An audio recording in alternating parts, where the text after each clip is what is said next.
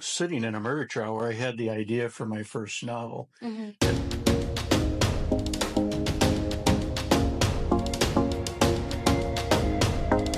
Hi, everyone, and welcome to Conversational Lounge Media, where we mentor, connect, and inspire others through real life stories. On the show today, I have an amazing guest. I am telling you, when I saw him for the first time, I saw his book collections, my mind went to immediately thinking Stephen King. And I was just like, oh my God, this has to be the next Stephen King.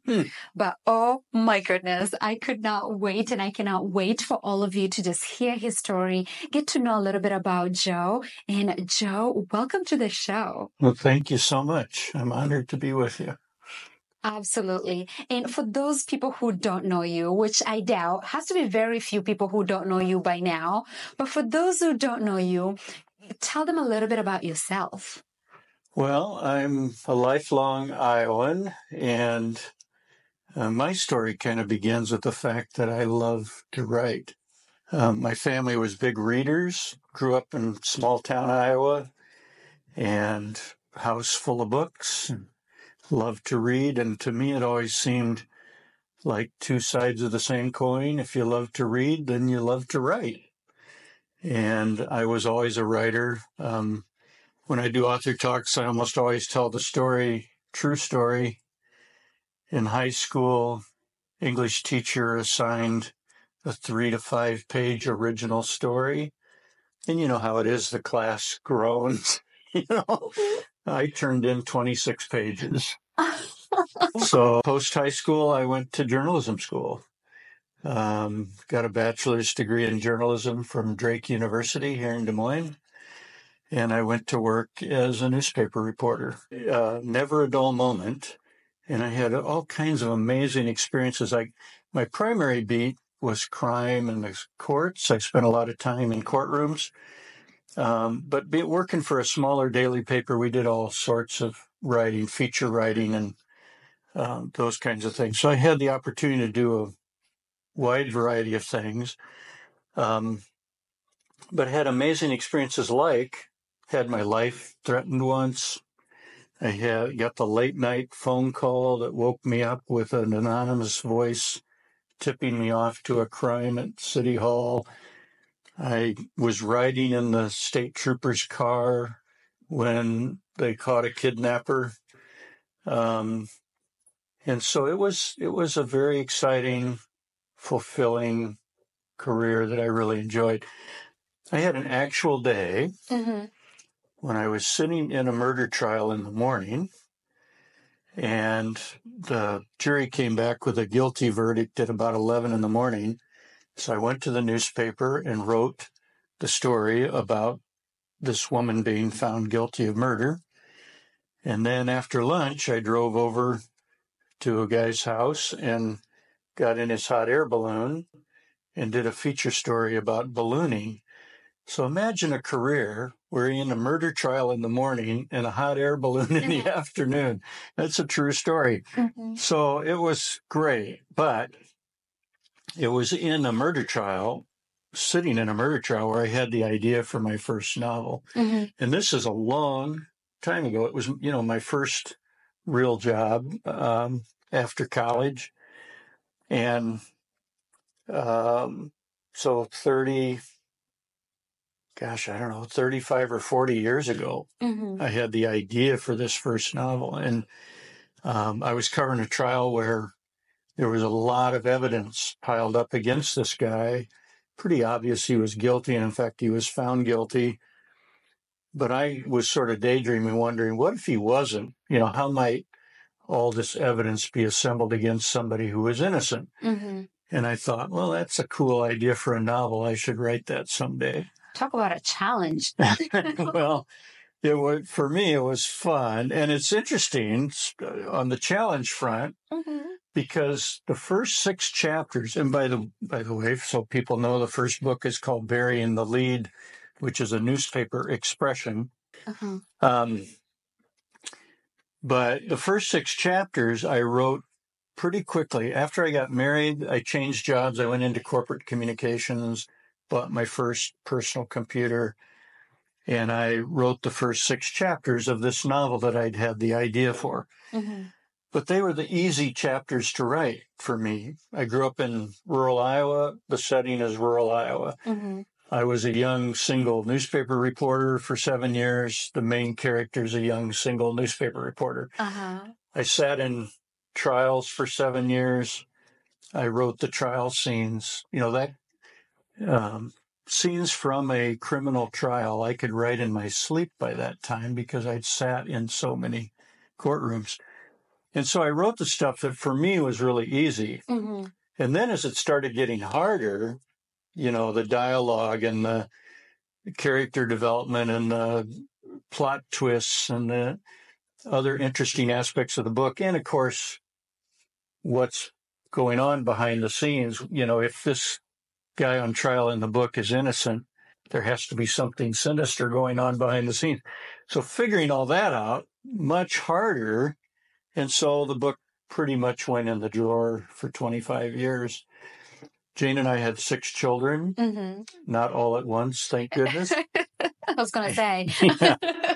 But I had a big corporate job. I had 6 kids. I went back to grad school and got my MBA. So we had a very busy life. Those are all my excuses. I learned later they are just excuses. I could have been writing all along, but I wasn't. The book was in the drawer, but I thought about it all the time. Mm-hmm. And by the time I finally decided to finish it, pretty much every aspect of the book had been figured out in my head. And the characters, again, I often describe myself as having an imaginary friend, because by the time I sat down to finish this book, Tony Harrington, the main character, Mm-hmm. had been rattling around in my head for 25 years. And I really felt like I knew him as well as I knew anybody in my life. So anyway, 2016 or so, I decided to finish it. Mm-hmm. One, I just wanted it to be done. Secondly, I thought of the cool plot twist. I mentioned that I read a lot. I certainly haven't read every murder mystery ever written, but I had never seen in a book the plot twist that I thought of for this. And that's a very exciting moment for a writer. It's a real goosebumps moment when you think of something for the plot that you've never seen before. And so that makes you want to finish the book. Oh, I've got this cool idea. I really want to get it done. And so I think it was in January of 2016 that I finished it. And then it went through 2 years of revisions and changes because, one, I was very lucky. A couple of published authors that I admire agreed to read it for me. Wow. And I got wonderful feedback. If your viewers haven't read John Shore's, they should. He wrote a book called Beneath the Marble Sky that I think is a masterpiece. And is he a local author? He was, yes and no. Okay. He grew up in Des Moines. His parents live here, but he has since moved on. I think he's based in Colorado now. Absolutely. I love that. And I was enjoying the story about it because my next question was going to be why this genre, right? Why are you writing crime stories? So that makes sense. It's part of your past not your past in crime, but yeah. But I was there, Yes. yes. I just got asked at one of my bookstore appearances where I get, not being a criminal, where do you get these ideas for crimes? And again, for 7 years, I covered crime. And so even though these crimes are all fiction, you do draw on those experiences to some extent. Mm-hmm. You at least know what people are capable of, which isn't necessarily a good thing. So writing crime, right? So we're 6 books deep. So writing, is it hard? Is it tough on you? Sometimes do you feel like it's heavy? It weighs heavy on you? Yes, absolutely. And it varies. But when someone dies in the book that has been a part of you for a while, that's hard. I get asked sometimes, why did you kill so-and-so? And sometimes the story just requires it, and it's as hard on me as it is on the reader. Mm-hmm.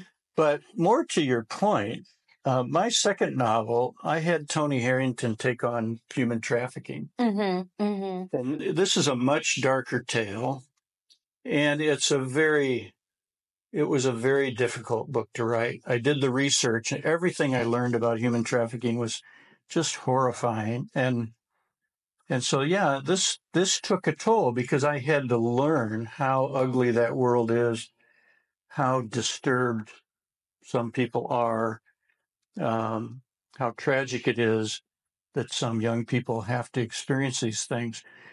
So that was difficult. One of the national reviewers said, Mm-hmm. Cry from an Unknown Grave is not only entertaining, but important. And I was very proud of that. I don't pretend to be an expert on human trafficking. I learned enough to write one book, Mm-hmm. but I do think I learned enough to know that everybody should know the basics. Mm-hmm. So there's some basic information in the book that everybody should understand about human trafficking. So I have to say something before I continue with the next question that I have. It's this book. This is the book that drew me to your table, and it's the book that made me think immediately, wow, this is the next Stephen King. Like, it was that impactful for me, and it took me there. I know it's your second book, and it's A Cry from an Unknown Grave. When I read that title, it was so deep, it was so dark. I felt it. I felt all the emotions just by reading the cover. And I was like, I have to meet you. I need to know more about you, and I need to get a copy of this book. One, thank you for the comments. I'd love to take credit for it, but the title comes from Henry Wadsworth Longfellow. Obviously a very famous writer, lived back in the 1860s. And Longfellow was an abolitionist. He was anti-slavery. And he wrote a series of poems about slavery. And in one of those poems, he said, and this quote is in the opening page of the book, mm-hmm. "These are the woes of slaves. They glare from the abyss. They cry from unknown graves." And I just thought, what a perfect title for a book about human trafficking, because if you know anything about human trafficking, it's slavery, plain and simple. Mm-hmm. So that's where the title comes from. The cover design itself, I don't do the cover designs. I often get compliments on my cover designs, which is nice, but I don't get any credit for them. The publisher employs the designer or contracts with the designer, and I don't even know who the person is. I don't know if it's a man or a woman. Mm-hmm. The cover designer chooses to be anonymous, and so the way the process works, when I finish a book, I'll send the publisher an email with a few dot points, ideas I have for the cover, mm-hmm. and then the publisher shares that with the designer. They do 3 or maybe 4 ideas, artistic ideas, send them back. The publisher sends them to me. I pick the one I like the best, mm-hmm. goes back to the publisher, so it's this catch-ball process with a middle person in between. But eventually we get to a final design, and I've been really happy with the covers of all my books. I think they've turned out well. So the other thing, by the way, about this book that I'm proud of, one, I've had great support from other writers. I mentioned John Shores, mm-hmm. Ron Weber. I said Webb, but it's Dr. Ron Weber. Max Allan Collins, who's also from Iowa, one of the most prolific writers in American history. Mm-hmm.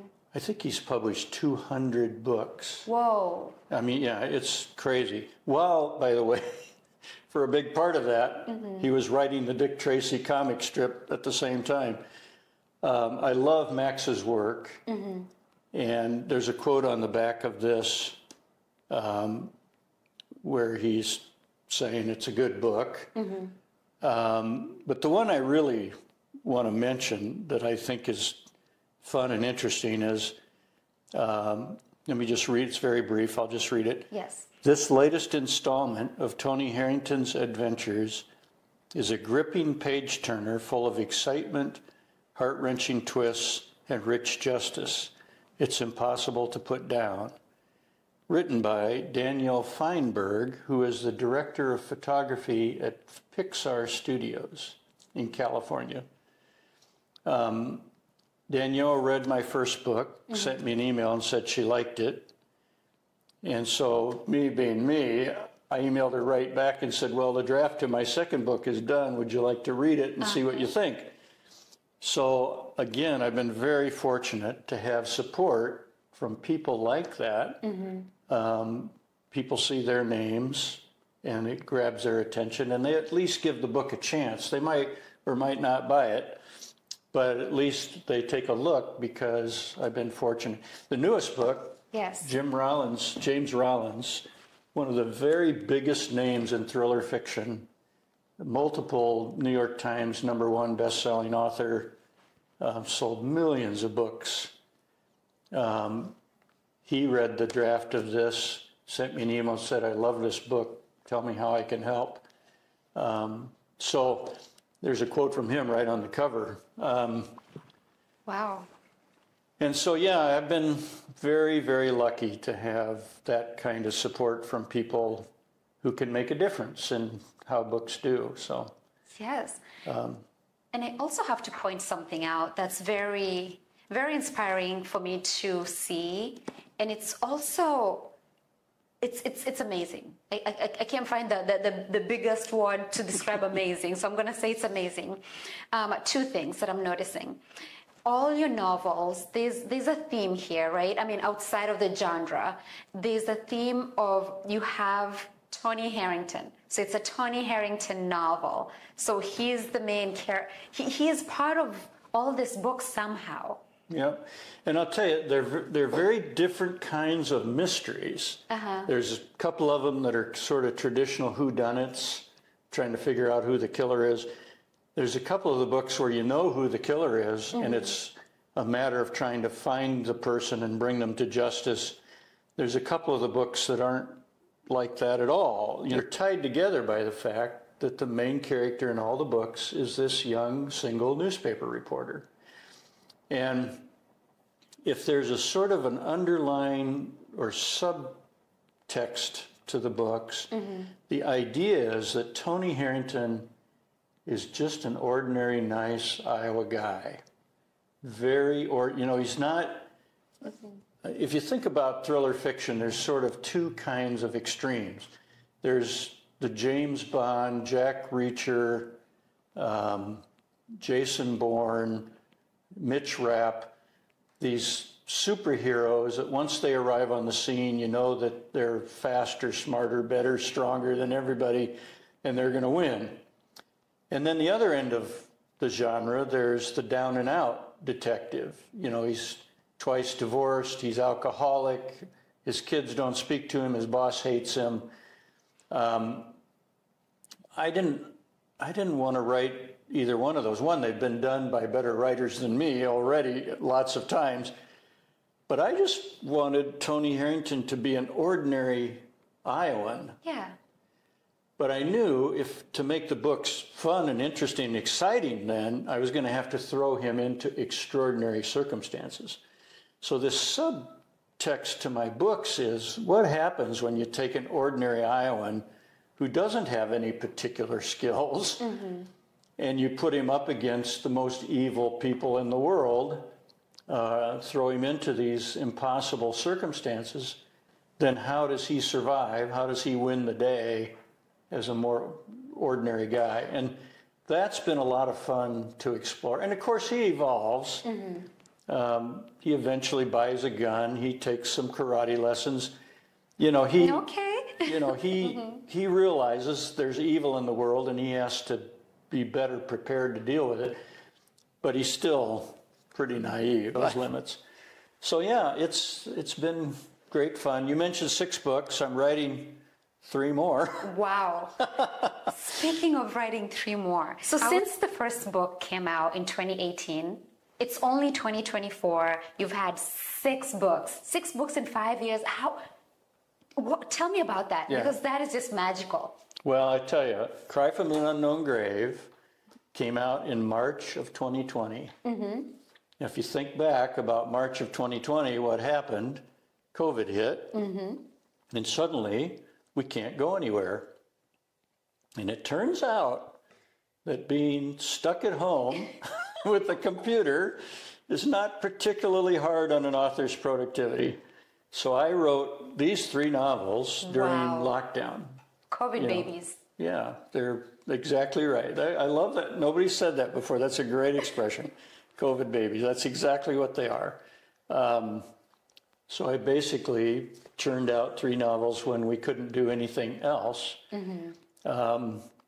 Then 3 weeks came out last November. This, by the way, if you don't mind me talking about it for just a moment. Talk about it, please. I mentioned they're all very different kinds of stories. In this book, has been compared by a couple of national reviewers to Tom Clancy. Tony goes to Chicago to investigate a murder. So it starts out, you think it's a murder mystery, but he finds out pretty quickly, or at least suspects, that the murder was committed by a group of domestic terrorists. And he goes looking into the domestic terrorists and finds out they're planning something really horrible, this horrific attack on America. And so it turns into this race to find these terrorists and stop them before this terrible attack occurs. And so the CIA gets involved. The bad guys have purchased their weapons from the Russians. And so there's a couple of scenes in Russia, which I'd certainly never written before. There's some military aspects to it. And so, again, very different writing experience, a lot of research involved because of writing about things I didn't know about. But fun and interesting to explore that type of story as well. Yeah. What's next? Because I know you're writing 3 more books. Are we going to see a movie come out? Because this is just amazing in my eyes. Well, thank you. The answer is probably not. Never say no. Never say never. Authors say yes to Hollywood because that's where the money is, you know. But when you start working with Hollywood, they have the money. And so if Hollywood calls, I'll talk to them because I'm not stupid. You're right. You know, I'm also not greedy. I don't need to make a lot of money, but obviously if Hollywood calls, you're gonna talk to them. But there's risks in that because once they own the property, if they buy the rights to it, they can do whatever they want to it. And almost all, there's exceptions, but in almost every case, book authors are unhappy with the final product that comes out of Hollywood. And so there's a nervous aspect to it too. I don't worry about it too much because there's 4 million books a year published. The chances that some major studio is going to come along and be interested in my books out of 4 million books, pretty small. So I don't spend any time worrying about it or thinking about it or planning for it. I do get asked about it everywhere I go. Every author talk, bookstore, book signings, people who've read my books often ask, when are they going to be movies? Right. And in fact, one of the quotes on the back of the cover of Burying the Lead says, I could visually see the movie playing out in my mind. So there's something about the stories that seems to lead people to that. But again, it's not it's probably not going to happen. That's, again, a very long way to say no. Long way to say no. In the meantime, we should get the books and read them. So if someone's watching right now, they want to get their hands on this, how would they go about that? Well, thank you for asking. One, my books are in what's called national distribution, which is a misnomer, which means any bookstore in North America or Europe can get my books. So if they don't have them on the shelf, then you just go up to the counter and ask for it, and they can order it for you. They're available from any online seller. If you buy your books from Amazon or some other online seller, any online seller has my books. If you like ebooks, Kindle and Nook both have my books. And the first book is even an audio book. Oh, I love audiobooks. Well, there you go. You should check this out. Because this was, speaking of Hollywood, this is an audiobook produced in Hollywood. Nice. The guy who wrote it is a Hollywood actor and talented guy, did a great job with it. And so Burying the Lead is available in audio. So really, they're available anywhere. But the other thing I would mention to people who are watching is, if you'd like a signed copy, they're always for sale on my website. They're discounted a little bit there. The brand new book might not be, but the others all have at least some discount. Shipping is free if you buy it from me.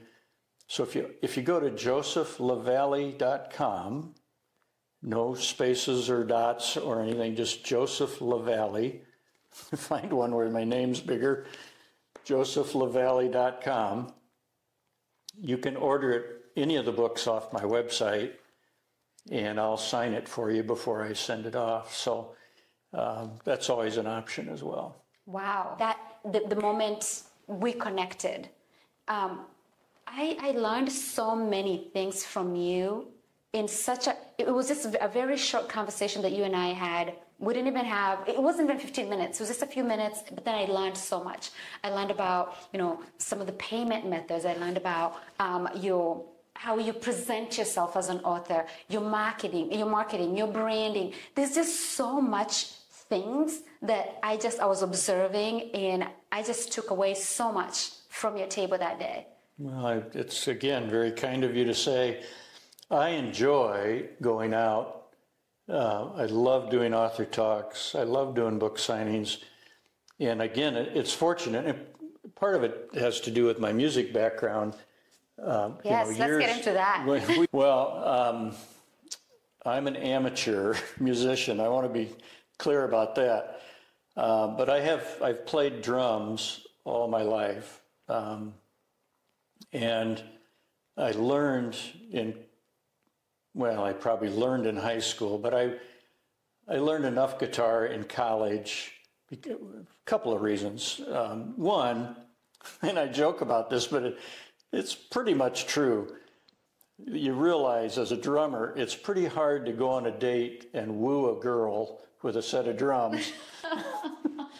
And so you learn guitar because if you want to serenade somebody, drums don't work for that. But also, I love writing, and so I wanted to compose. I had these ideas for songs, and again, drums don't work for that.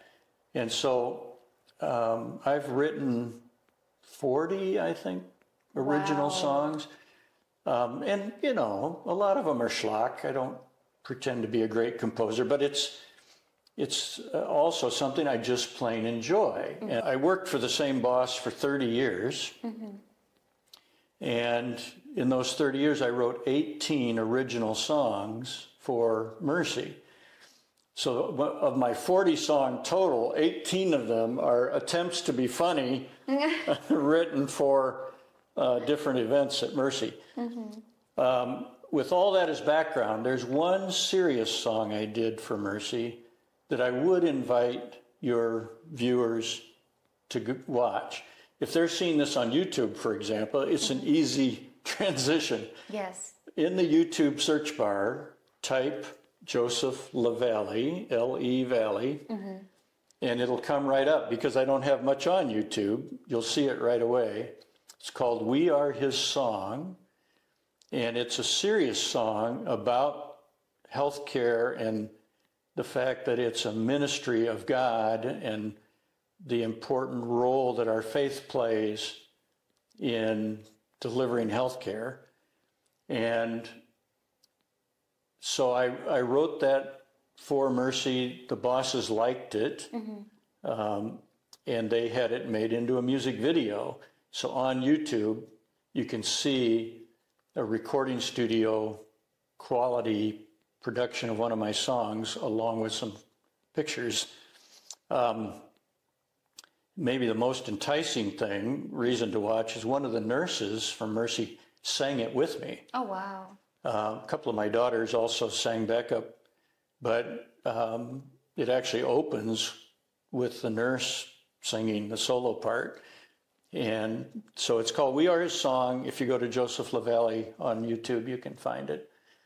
So yeah, music's been a big part of my life. I love it. It's always been part-time hobby sort of pursuit, never a serious job, but I certainly made some money playing my drums. But again, no aspirations to be a rich and famous musician. I don't think Taylor Swift has anything to worry about. There's no competition. You know, I've enjoyed our interview very much. And the reason why I'm enjoying this interview is not only, were you went to, of course, you went to college for a specific career. You went to that job, you did that job, but then in addition to working corporate America, you also had all these other passions. You had your musical passions and, going with that. And then now you're writing.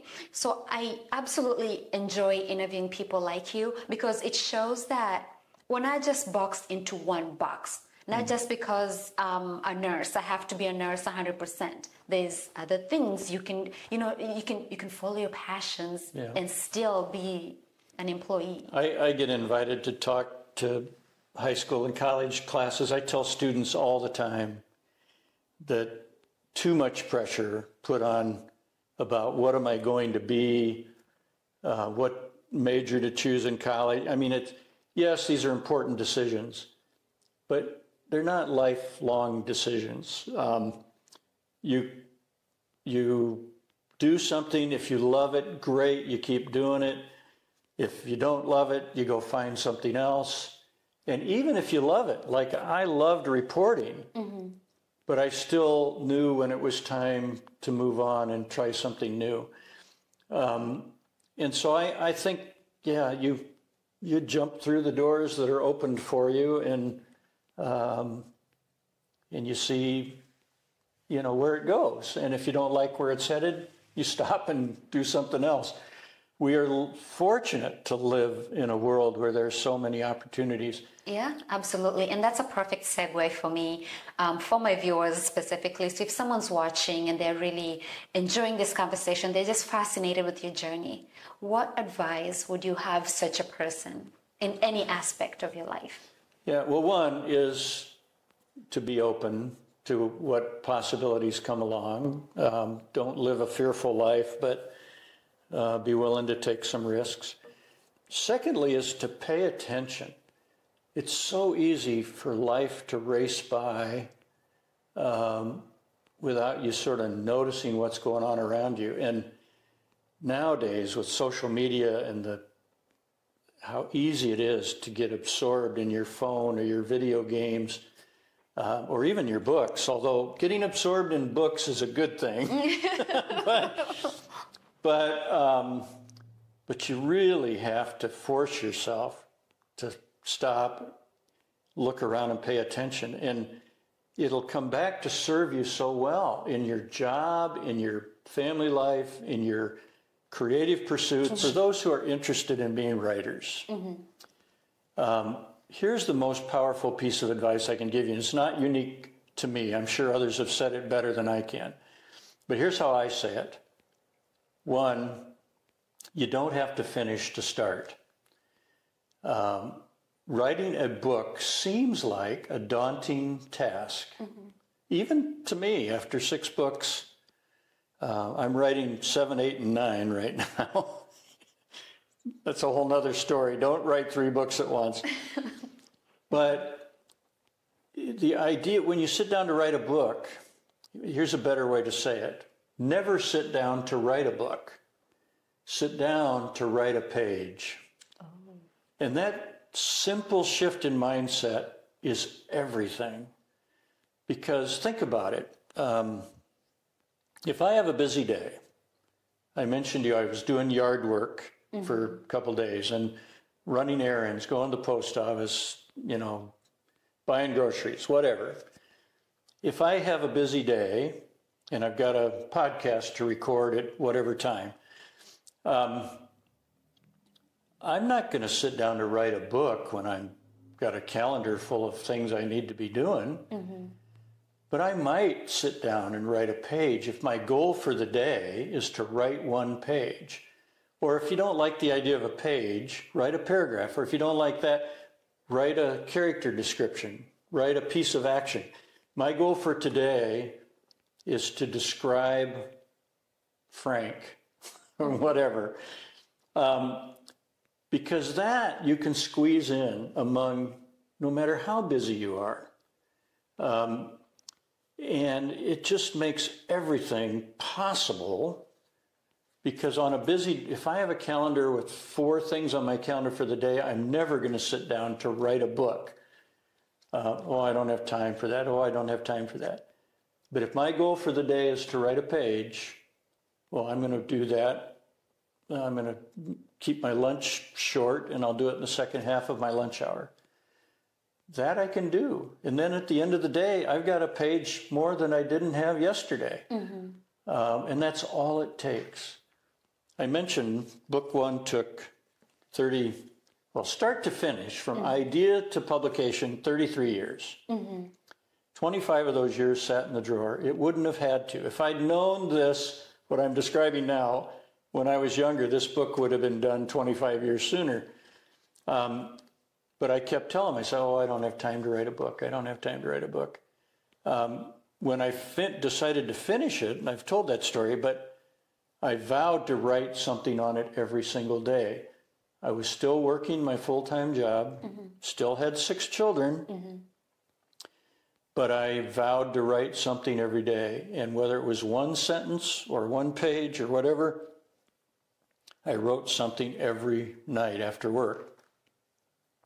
And it took 4 months to finish it. After 25 years of sitting in the drawer, once I made that vow, it took 4 months.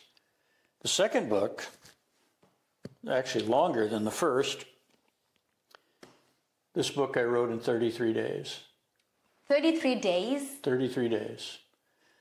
Now, my kids were grown and I was retired from my job, so I had the time to do it. But it is, I don't want to make light of that. It was a writing experience unlike any I've had before or since. It just poured out of me, and I'd love to be able to replicate that experience, but so far I've not been able to. But yeah, it's, so there's my advice for, you want another little piece of technical advice? Yes, absolutely. All the advice. Well, this I learned the hard way. When I wrote book 1, the Mustang in the book changed years from the beginning of the book to the end of the book.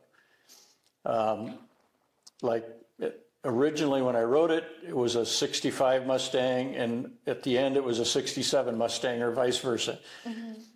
And that mistake got caught in editing, thank goodness.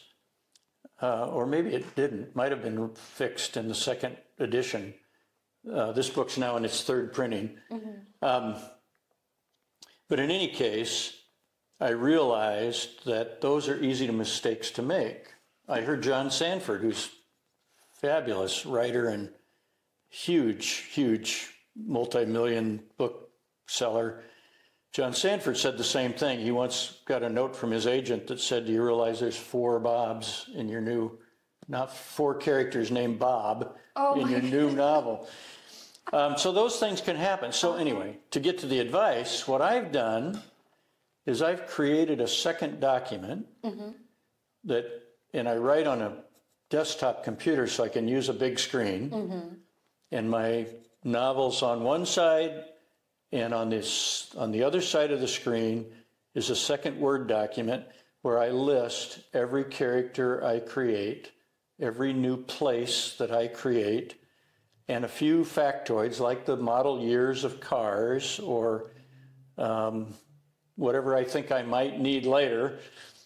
And it's the same document. I did it for book 1, and then I kept going with books 2 through 6, now 7 and 8, the same document. So for 8 novels, 2 of which aren't finished yet, but for the sake of argument, more than 6, the total document's about, I forget, 18 pages maybe. So now, if the Mustang comes up in book 8, I don't have to go back and dig through the pages of book 1 to see what year the Mustang was. Yes. Or if Sheriff Mackey comes up in book 8, I don't have to go back and dig through my books to remember when did I introduce the sheriff and how did I spell his name. It's all there. I can find it almost instantly. Now the document's getting to be 18 pages. It's a little slower, but it's a heck of a lot faster than going through 3,000 pages. That is a nugget. That is a gem right there. And it's a valuable tool to use. I absolutely, and it takes no time. Once it becomes second nature, you don't even realize you're doing it. You create a character, you move your cursor over here, you type it on the list, you go back and keep going. It just becomes second nature to your writing. Wow. Wow, wow, wow. Joe, I'm calling you Joe, but I should be calling you Joseph Levalley. That way everybody gets your first and last name. Thank you so much for this conversation today. I enjoyed it immensely. And even the advice that you were sharing it with my audience, but I am writing those down. Especially you don't have to write a book. As long as you can write a paragraph or a page or something, whatever the thought is. So thank you so much for the conversation today. And just before we wrap up, as a parting shot, is there anything that you would like to share with your audience today? And I didn't get a chance to ask you, but you feel like it's important that they know. Oh, gosh. Should have been ready for that question. I know I've lived this life of outrageous good fortune. I have a loving family. I've had great jobs. I've had great bosses. I have wonderful friends. I never take for granted the good things in my life. I once heard a motivational speaker say, the secret to happiness is to focus on what you have and not what you don't have. Because it's easy nowadays. You look at all these multi-billionaires, I'd love to go into outer space. I could spend my days envying somebody who's able to do that, or envying I live in a very nice home, but there's plenty of houses in Des Moines that are bigger and fancier than mine. But this advice about focus on what you have and not what you don't have is so powerful. And I really genuinely try to do that. I am so grateful and appreciative of all these great things in my life. I very rarely am envious of somebody else, unless they're driving a 58 Corvette convertible.